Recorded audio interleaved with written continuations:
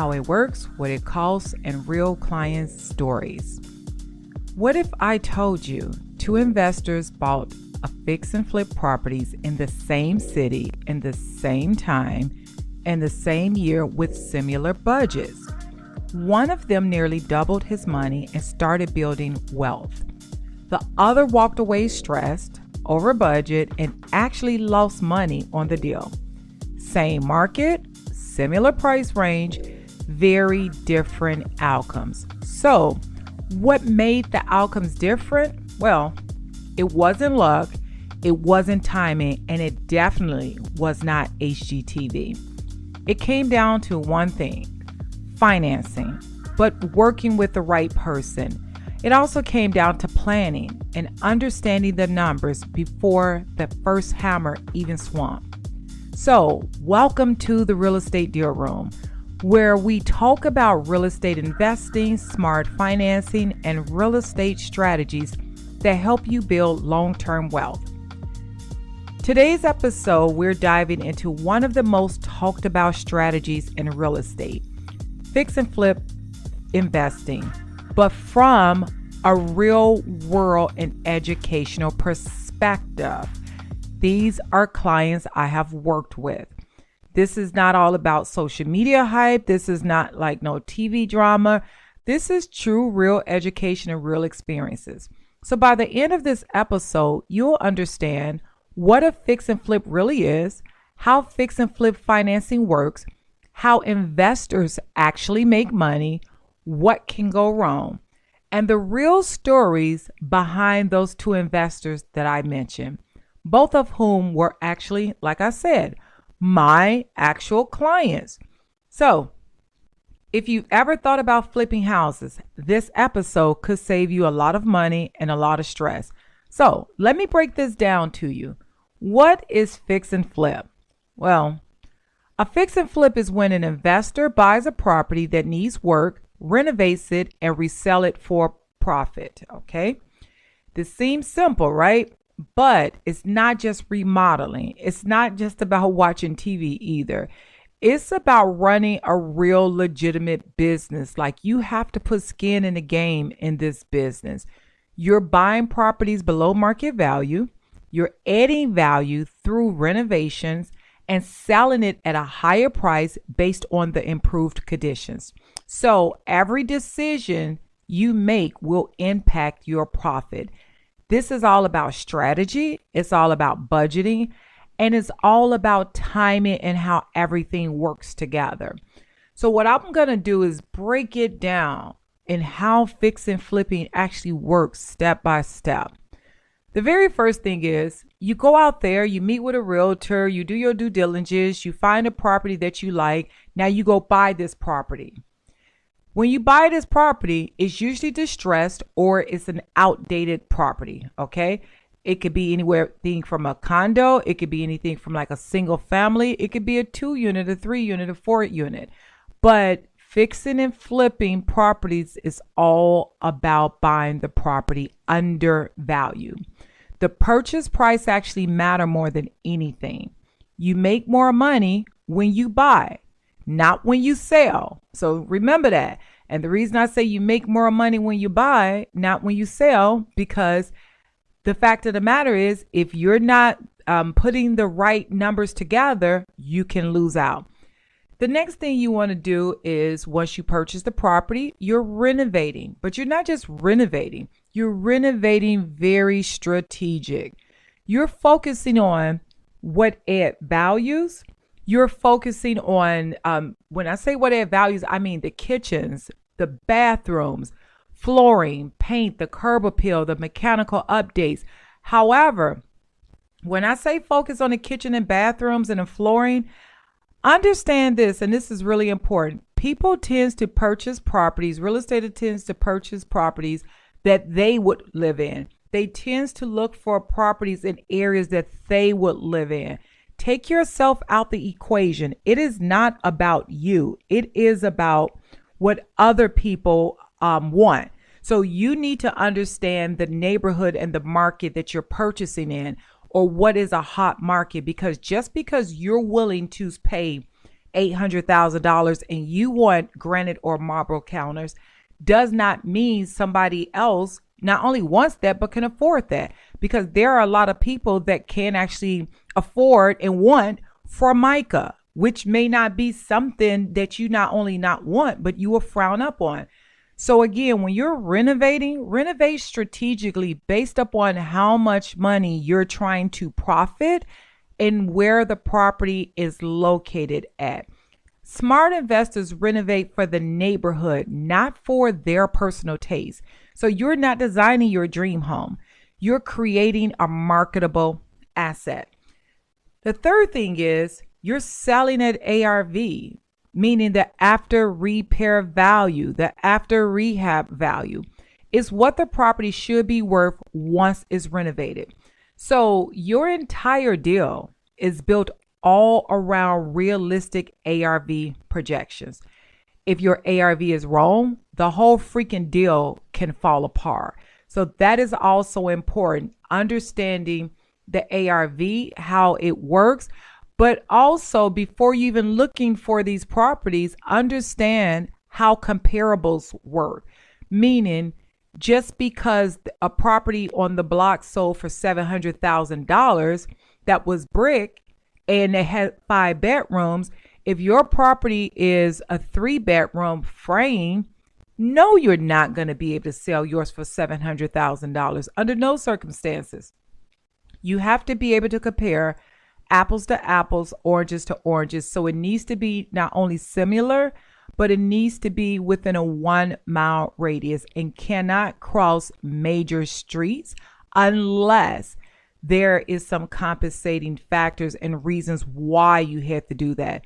And generally, underwriters want to know that. So make sure that the comparables make sense, because that is how you're going to get your after repair value also. Now, how the money is actually made on a flip. So let's go with these real life formulas. And I'm going to make sure that these formulas are actually located inside the actual post so you can see it. So here's the real formula: the purchase price. Then there's the rehab cost. There's the holding cost. There's the financing cost. All of that equals the total investment. So I'm going to breaking this down to you, okay? That number must be comfortable. It must be below your resale price. If your margin is thin, then your risk is high. Profit is made only when you buy right. If your margin is thin and your risk is high, before it even go through, it's a huge possibility that a lender is even going to deny it because there is no extra asset in there. So God forbid if they have to foreclose, they need to know that this property can still make them some money. So that's something else that you have to take in consideration when you're doing a fix and flip. Now let's talk about how fix and flipping financing works. Most flippers don't use traditional mortgages. They use short-term investor loans built for speed and flexibility.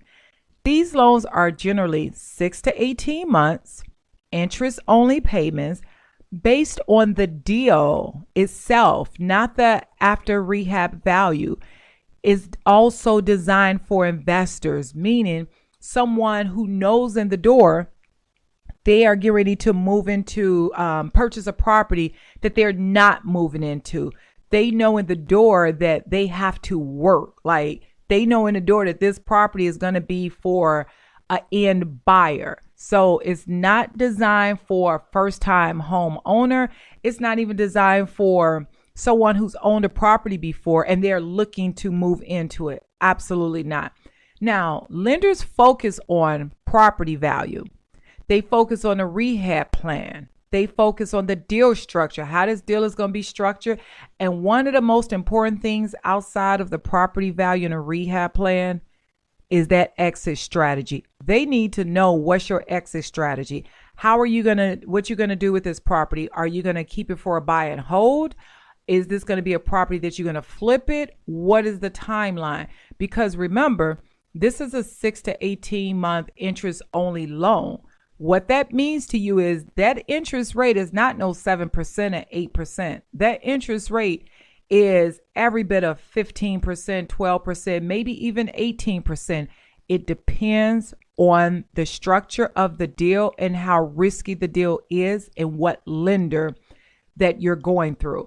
So this is one of the reasons why is interest only payments. And this is why you have to have an exit strategy and why you need that rehab plan, because the moment you close, them contractors needs to be at the property almost instantly. Now, if the numbers make sense financially, usually automatically follows, right? You'll go ahead and get approved. You're heading to the closing table.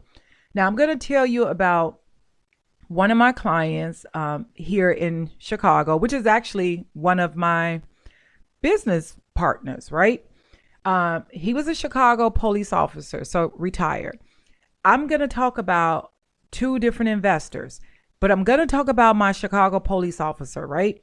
He worked long shifts and he wanted to build his wealth outside of his job before he actually retired. So he wasn't trying to be like flashy or anything like that. But I mean, now he is, but he deserves it. He wanted steady income. He wanted smart growth. But the smartest thing that he did outside of listening to me is the fact that he came to me before buying anything, right? So before he bought anything, Ebony, what should I do? Ebony, what area should I buy in? Ebony, like these was a lot of Ebony questions. Well, what we did was I kind of gave him an idea of what areas that he should purchase in. I was able to do that not only because I was a realtor and a managing broker, but I'm a real estate investor myself. And because I'm actually from Chicago, it was easy for me to say what areas to purchase in and why. Unlike a traditional a realtor cannot tell their investor or their client where to purchase at under no circumstances. Me, from a real estate investment standpoint, and because like I said, I'm a real estate investor and this was a business partner of mine, it was easy for me to say, these are the areas you're going to purchase in and this is why. So what we ended up doing was reviewing like all the numbers together.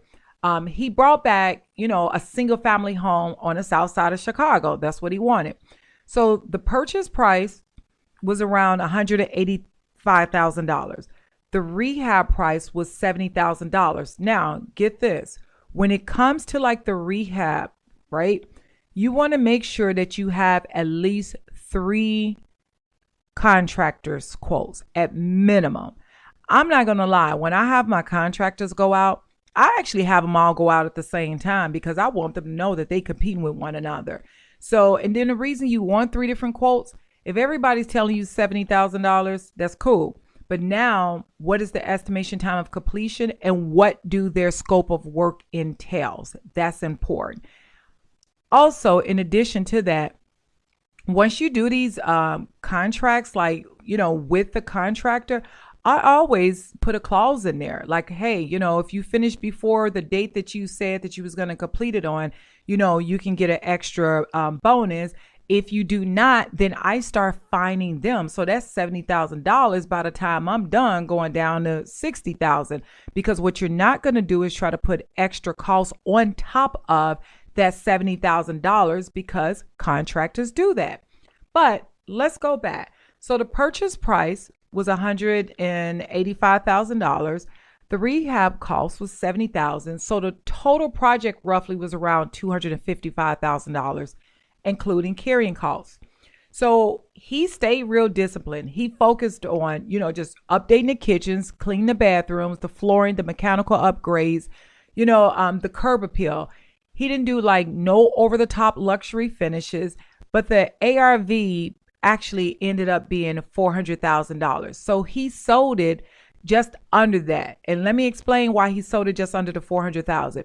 He actually agreed to the $400,000, but the creative part of the exit strategy was saying he was willing to contribute 6% towards the closing costs. So because he was willing to contribute 6% towards the closing costs, well, of course, that's going to take his asking price of $400,000 down. but it doesn't matter because look how much money he was able to make. So after the calls, he nearly doubled his cash investment. But here's why he succeeded: because he listened, he stayed conservative, he kept his reserves, and he treated it like a business. The first deal actually built confidence to the point he's doing multiple projects now, like literally from multi-unit buildings to fix and flips and to even buying wholes. So he has a whole portfolio that he's built. His success wasn't luck, but it was preparation and it was discipline.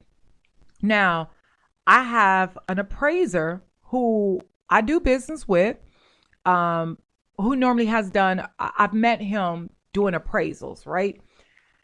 But because he's an appraiser, in his mind, he was a Mr. Know-it-all, despite the fact that he was not a real estate investor. But because he knew that he did so many appraisals in the past for real estate investors and realtors and other contractors, and then also he's an appraiser for a lot of the REO banks. In his mind, he got this, right? Well, he also felt like he's knowledgeable, he's confident, and for the record, he is very arrogant. He believed knowing property values just made flipping easy for him. So he bought before getting financing guidance from me. And he knew he was going to bring me the deal, but he just started just doing what he wanted to do. It's not for me to tell you what to get, but I can bring it to your attention and educate you on certain things and say, hey, this is what you should do. This is what I would do, like that, without making you feel like you don't know. Because one of my good friends always told me, you're only good as the information that is provided to you. So if someone's trying to help you, take it and you can run with it from there. But what he did wrong, he overestimated the ARV. He skipped any and every deep marketing analysis. Like, again, just like I said, when you buy a property, don't buy it because you like it and you want it and that's a place you would live at. When he did his marketing analysis, he should have never done it based on what he would have done. He needs to do it as if he is his own customer and do it that way. And look at that property and say, okay, I'm an appraiser. Would I legitimately actually buy this? Do this legitimately truly make sense if I was a real estate investor? He didn't do that, much less he didn't listen to me. He did not have no contingency reserves. He did everything high-end finishes and mid-levels because in his mind, the property across the street had a lot of high-end finishes. So he needs to be competitive and compete with everybody. So he wanted high-end finishes too. Well, his rehab kept climbing, kept getting further and further. The timeline steady stretching. So guess what? The more it stretched, the more the interest rate, right? That interest is like steady climbing and climbing and climbing. So the holding cost is piling up. Then guess what happened? The market cooled slightly. So those comparables that he was using was expiring. Okay, so at this moment, he is near like a break even and lost all his money after the expenses. But one thing he told me later that stuck to me, and this is why I have to tell his story. I knew values, but I did not know investing. So real estate investing is a strategy. It is not an ego. Like, I don't care if you're a contractor and you've done other rehab projects for other people. At this moment, it's about you. It's okay if you give information to other people based on your experience, but do not give yourself this advice. Be okay to take advice from someone else. Be okay to listen and learn and be open from other people who are knowledgeable, who are verifiable, who are resourceful. And I always say, because I got this from my daddy, but who got a pot to piss in? Like, who have facts, who can prove themselves, who have a portfolio. If you have that person, it's okay to ask. Like, it's okay to do your research and just kind of go where you need to. What I teach every flipper is you have to have a rehab cushion. Always add 10 to 20%, because what you don't want is no surprises. Because guess what? Surprises, trust me, they're guaranteed. When it comes to the holding costs, real estate investors tend to forget loan payments, taxes, insurance, utility, maintenance. Like, the time equals money and it's going to equal interest. And that stuff adds up, because this is hard money and it's a high interest rate. It's not no 6 or 7%. And by the way, you don't have nobody in there like this is an apartment building or whatever, at least paying you something. That place is city, and not to mention, depending upon the city and state that it's located in and the market as a whole, you probably need security at that property, because sometimes you have other contractors or subcontractors, not the homeless people or the thieves, that will come back and steal the stuff. So with that being said, you're risking the property being vandalized and being broken into. Time equals money. Having an exit strategy is everything. So always have a plan B. If for whatever reason I can't sell this, can I rent it out?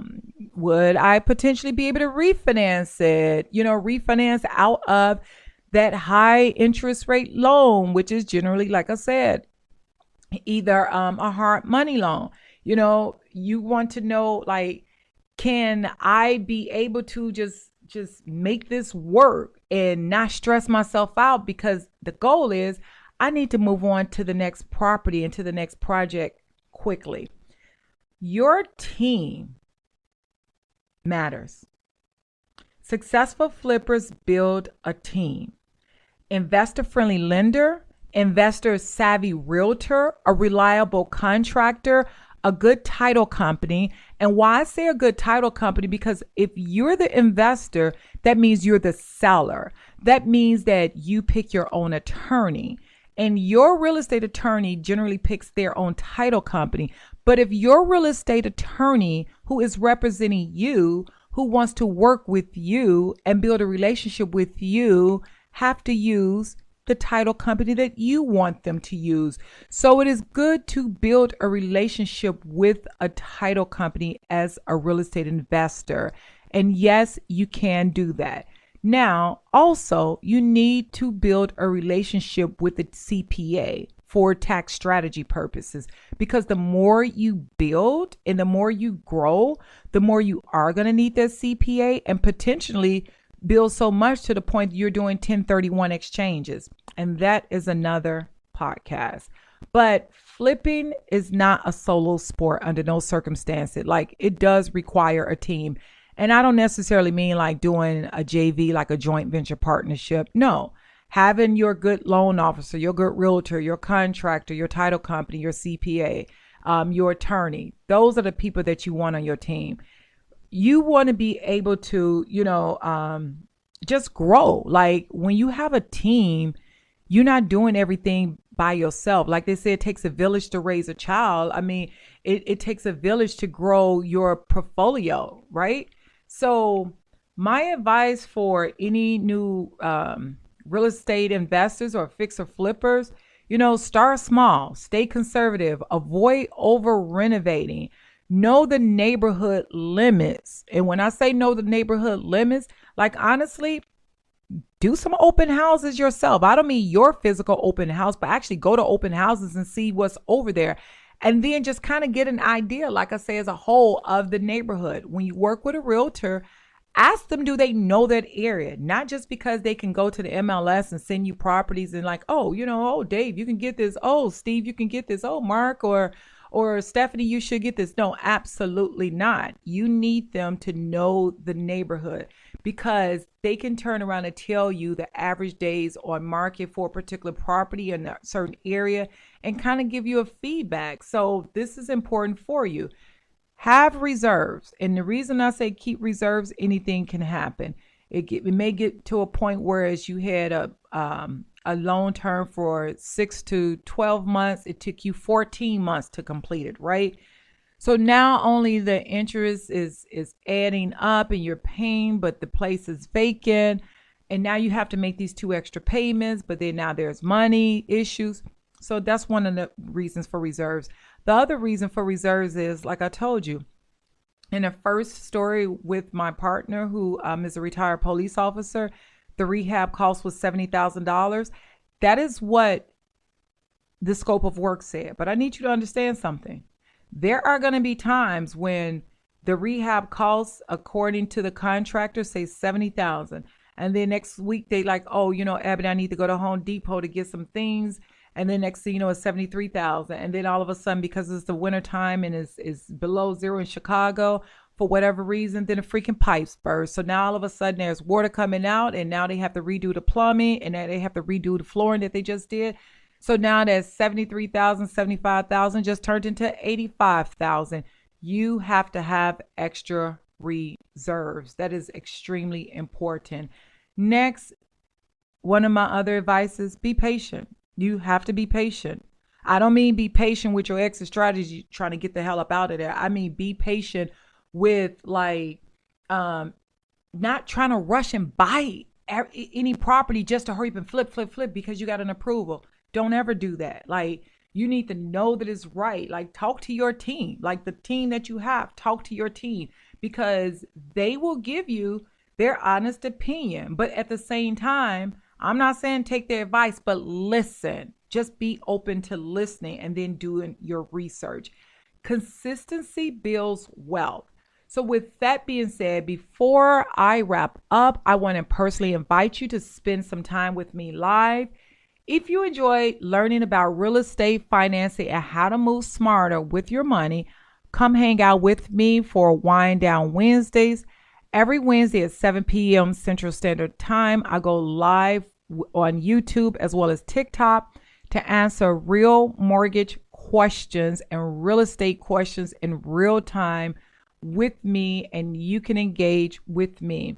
You can ask me anything about your next purchase, investment strategies, loan options, or even those like, is that a dumb question? Did I do WTF moments questions? I'm cool with that because I do a lot of those. Here's the thing.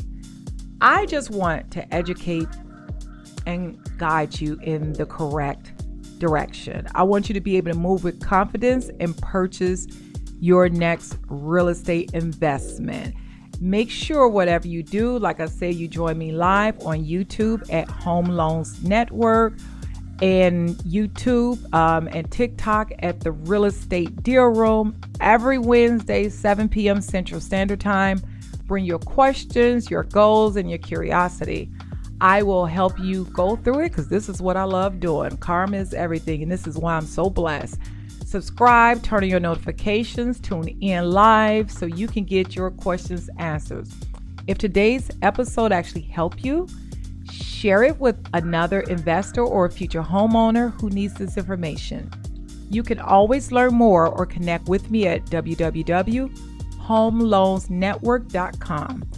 Thanks for spending time with me, Ebony Beatco. This is the Real Estate Deal Room. Finance smart, invest smarter, and I will see you at the closing table.